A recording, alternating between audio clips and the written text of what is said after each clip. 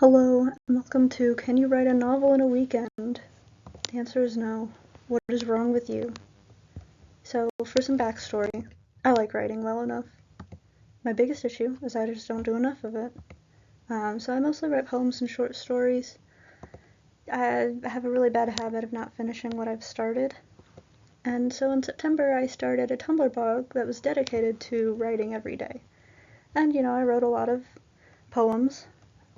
So I had some hits like poems, haikus. I really liked writing haikus, they were easy. I did some short stories, and a lot of them were unfinished.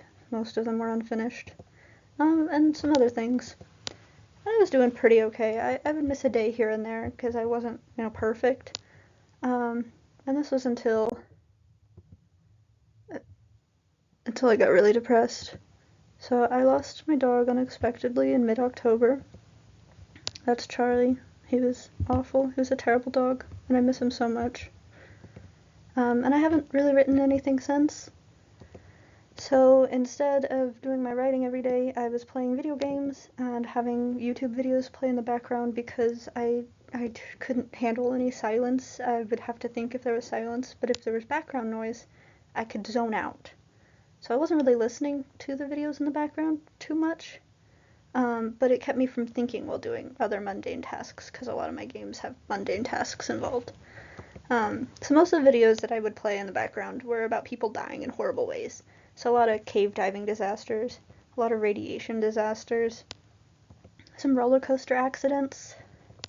But then I also stumbled across these drama videos. These were a little bit more lighthearted. They were about people I have no idea who they are. And this is how I stumbled across this Age of Scorpio drama, and I don't know if that's the right title. I have not followed it since I saw the videos last year now. So yeah, I don't remember specific details about the drama. I'm sure it's over. I was already late to the game when I started this.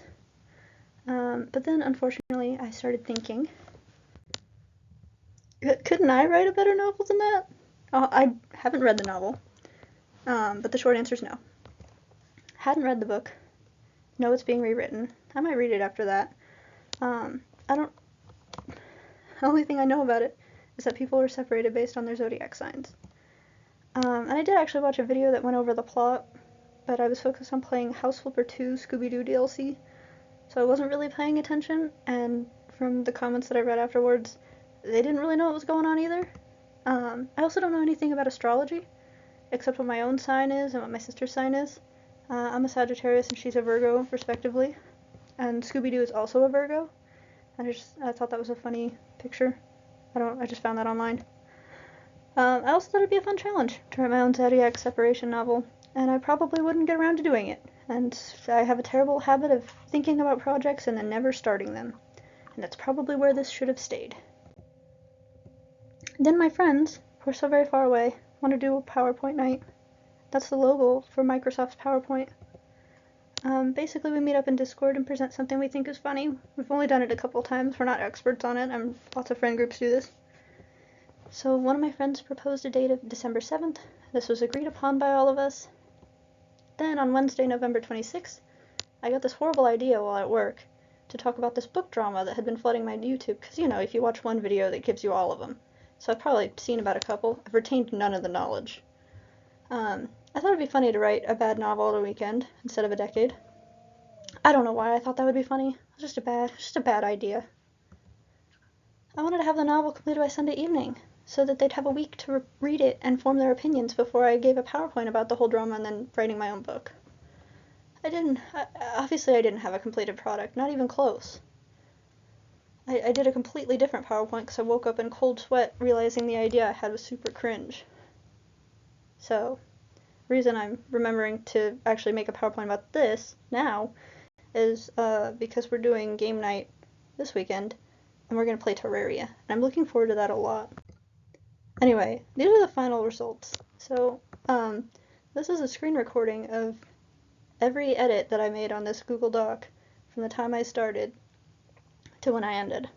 So I didn't start writing until Friday evening on November 28th, because if you're American, you would know that November 27th was Thanksgiving. I didn't do anything that day. I wrote pretty much all day Saturday. Then I saw Wicked 2 on Sunday, after writing some more, and I was just super burned out. So the end result's a story where the characters don't even have names yet. I'm really bad at names. I was going to use a name generator, but I actually hadn't gotten to that point yet. Half the story, the characters don't even have zodiac signs assigned to them either. I also still know almost nothing about the zodiac. I mean, I've learned a lot, but research did take a back seat to actually just like sitting down and writing things. So my goal was to submit 50,000 words to my friends that Sunday. Obviously, I did not do this. They don't know I did this. I will not be telling them that I did this because I'm still feeling like it's very cringe. I also used Zero AI.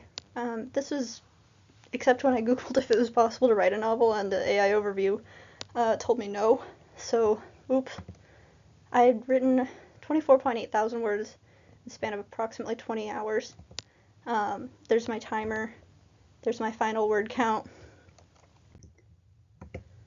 This is what I came up with for the story. So here's the world that I built. Everyone's separated by their star sign. Pretty cliche, makes sense. This is because of war reasons we don't know. So there's big walls that line each territory. The only way to get to another sign is by train, and there are tracks and tunnels that pass through the walls. Or there's the celestial city in the center. So I imagine it like one of those zodiac maps that you see everywhere. It's a giant pizza, and the little table in the middle is the celestial city, and each of the lines between the slices is a wall. And so there's one train that goes running continuously, one passenger train. That's only used for the cycle, and I'll get onto that later. The celestial city is only populated by celestials, who would have thought, and the government officials, and they only live there for a short term before having to go back to their home sign. And so the most important thing is that if a child is born early or late, they have to be taken by a celestial to their appropriate star sign for their star ceremony before their patron constellation is no longer overhead. So there is some magic involved. They'll be considered starless, and they won't receive powers from the goddess later on. So being starless is bad. You'll live on the streets. You don't really have a space to live because everybody's slotted in like pizza. And regular people can't ever travel between the signs unless you're a part of the cycle. And so my sister is my beta reader, and she gave me great comments when she was reading it. And in this one, the answer is yes, sure. So here's the cycle. This is the main setting, I guess, of the story. You can pause and read how I explained it in the doc with all of my placeholder names, and I'm sorry. But basically, there's a random number of participants selected after an exam and interview. They spend the rest of the time, after they're selected, they spend the rest of the time with their home sign. They meet and they stay with the other participants from other signs before boarding a train and heading on to the next location. So every sign has like a train station plaza area where there's like a hotel or lodging for the participants of the cycle to stay in. And so if you're selected, that's at the beginning of your constellation being overhead. So you move into the hotel. Sometimes you get a roommate, sometimes you don't, depending on what the location you're in has to offer. And then you get to like take other people from other places around on tours, kind of showing off your home sign.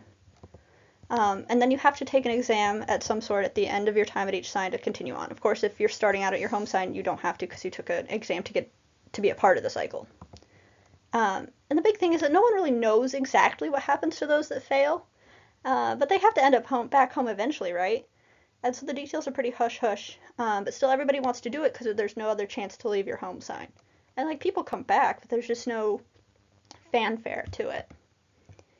And so here's the pizza again. If you start in Sagittarius, for example, if you start there, you move on to Capricorn, kind of in a clockwise motion. So the way that the months and the seasons go is the same way the cycle goes, because that's kind of how that works. And so on. So the other big plot point are the Celestials. Ignore my art, I'm not an artist. They are faceless beings from the stars.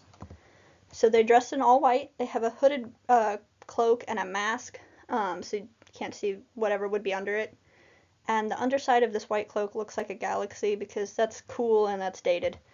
And they directly serve the goddess. So I do have plans in mind for the religion, but in the story so far, it's not really clear what the culture is. So that's something I'll need to work on. and they are directly involved in testing and interviewing candidates and then testing the participants of the cycle. And a common thing is that characters use it pronouns when referring to Celestials, since they're not human, but then later on, for plot reasons, the main character switches to they, them pronouns and even gendered pronouns to refer to Celestials. They're also the chaperones for the cycle, along with two officials, who I called official man name and official woman name in the doc, because I'm very clever, and that's a good way of telling it's not AI, because it wishes it could come up with names like these. So here's the main character. Like I said, I don't have any art. This is in MS Paint. The entire story is in her first-person POV except the prologue, which is third person, but it still focuses on her. And I call her MC in the doc because names are hard. I don't know what she looks like because appearances are hard, and I kind of hate her, but my sister said she's characterized pretty good so far, so thanks. And I wanted to have fire powers, wanted her to have fire powers because I thought those were cool and pretty cliche, but that means she'd have to be a fire sign, and unfortunately for plot reasons that come into play later, the best fit for that would be Sagittarius, and I really didn't want her to be a Sagittarius because I don't want her to have any inkling to be like me as a self-insert, so I don't want to share a sign with her. I didn't know Sagittarius was a fire sign. I thought it was like an earth sign or an air sign. What do arrows have to do with fire? Who? And then I figured this out after writing most of the initial draft, so things are pretty vague for most of it of where she's from. Lots of placeholders. And then her main goal is to go on the cycle for a variety of reasons. She also gets weird dreams, and she sees weird stuff, so things happen to her, and for most of it she doesn't react appropriately. And so this is her family tree, drawn beautifully. She's got her father and mother. She has a brother and a sister. In the prologue, she's playing hide and seek with her older brother in her family's very large house. They've got money. And her brother's going to inherit everything. He's the oldest. She's the middle child. And her dad, not great. Her mom, not great. And her younger sister was taken away right after birth. And she was there in the room witnessing it. She wasn't supposed to be, obviously. She was where she wasn't supposed to be playing hide and seek. They don't want her to go on the cycle. And then later on they change their minds. But I don't think that's really clear, so I'll need to figure that out in rewriting. And so we have a lot of other main characters. This is Big Guy. He's a big guy. That's what I call him in the doc. His only really defining feature is he's big, because I might have face blindness. I'm not good at describing facial features. But he's the first friend character and pretty chill. He's laid back. They have a conversation. I don't know. He's from the sign behind hers. I guess that means he's a Scorpio, so he's from the same place her sister got sent to, which is important for the plot later. And you can pause to read that. That's just some of the story. And then here's another important character. This is Bubbly. She's the main character's first roommate. So the first place they go to, she meets up with Bubbly, who's assigned to be her roommate. She's from the Capricorn, which is the sign they travel to. And she's called Bubbly in the doc because she's supposed to be this Glinda type character. She's super peppy, overly happy, but she's kind of sad on the inside. She has this mean girl energy as well. She's kind of stuck with the fiance she doesn't want and really has no control over. And she's from location 2 in the doc, which makes her Capricorn. And then Capricorn deals with glassmaking. You'd think that'd be better suited for a fire sign, but I thought it'd be cool if the first location the main character goes to is so different from where she's from, is super sparkly and neat. But then, I find out Capricorn's an earth sign, and because there's no way to have two fire signs next to each other, and I knew that in the back of my mind if I was going to have the main character have a fire sign. So I was like, okay, they mine silica, because they have to tie in the earth stuff, so they manufacture the whole glass process. They could have mined gemstones, but I also wanted to point out the divisions are stupid and pointless anyway. And then there's kind of them meeting. You can read that if you want. And then there's Bitchy, who's honestly my favorite character so far. Yeah, that's her name in the doc. She's introduced at the third location, but she only really gets important at the fourth location, because then she has to share a room with the main character. Also, why is Aquarius an air sign? It sounds like it should be a water sign. I always thought it was. I didn't know that these... Anyway, but she's abrasive and angsty, which is why she got the name she did. She and Bubbly, instantly clash. They both want to kind of be in charge. And then she's adopted. That's info we get later, and that becomes important later on. As same with her older brother having gone on the cycle, and he came back, but he wasn't the same. And it doesn't really go into details on that, but I do have plans, so we'll see what happens. And then there's some more information. Anyway, here's the basic plot so far. In the timeline events, sort of. So we have the prologue, where the main character is playing hide and seek with her older brother, and she runs into a room which is used for religious purposes, and she's hiding in an armoire when her mother runs in, and she's in early labor. So she witnesses her sister being taken away by the Celestials, her mom screaming and collapsing, and it ends badly for the family. And then there's a 15-year time skip, so it's been 15 years, and that is an important number because in this world, kids get their powers at age 15, so her sister would have just turned 15 at the start of the story, and so she would have just come into her powers, which of course our main character's never met her sister. They've been living in completely separated worlds, and that's part of the reason she wants to go on the cycles, to track this girl down. But, you know, then there's an introduction to the cycle and the fact that the main character's crazy because she has weird dreams and she sees things. There's family issues. She tries out for the cycle. She fails. While she's depressed and wandering around, Asshole introduces her to Big Guy. His name is Asshole Name in the doc, I'm sorry. He introduces her to Big Guy, and they hit it off as friends. And then Asshole Name gets real sick, so she, as a backup, gets to go on the cycle. So she succeeds somehow. Somehow Palpatine returned. So then there's a travel. She gets to go on the train, and they arrive at the first location, which is Capricorn. She meets Bubbly for the first time as their roommates. There's an exploration montage between the two of them. And then Bubbly ditches her. She gets lost. She starts seeing things. She has plot armor so she doesn't get in trouble. And then they travel to the next location, which is Aquarius. She does some things that she shouldn't. She listens to some things that she shouldn't. And then she has some more premonitions. There's a fight to the death at the end, but not really. They go to the next location where she officially meets Bitchy because she has to room with her as well as another girl. So the four girls in one room. The bad thing happens. They're confined to their room. She gets some explanations for her visions, but again, not really. She finally starts to clue in that things aren't as they seem, and she should actually start questioning stuff instead of just going with the flow like she has been. And that's the end of part 1 of 3.